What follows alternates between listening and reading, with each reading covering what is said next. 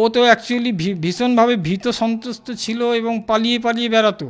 সন্তরাকে বারবার যখন ফোনেও বিরক্ত করতে যে এবার এমন একটা কিছু ওকে জানাবো যাতে করে ও আর আমার পেছনে থাকবে না বা আমাকে ডিস্টার্ব করবে না, এবং সেই হিসেবেই আমার ওর থেকে আমি জানলাম, মেসেজ থেকে, যে ও নাকি জানিয়েছিল যে I will Mary with my x college friend recently. এরকম জানালে পরে ও নিশ্চয়ই আর আমার সঙ্গে এরকম করবে না।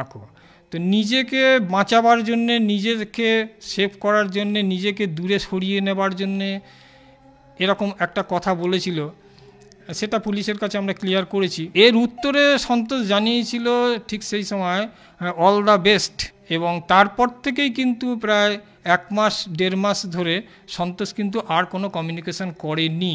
তো তারপর থেকেই ও চুপচাপ থাকে, এবং সম্ভবত সেই থেকেই ও প্ল্যান করতে শুরু করতে থাকে, পরিকল্পনা যে কিভাবে আমি আমার কাজকে চরিতার্থ করব।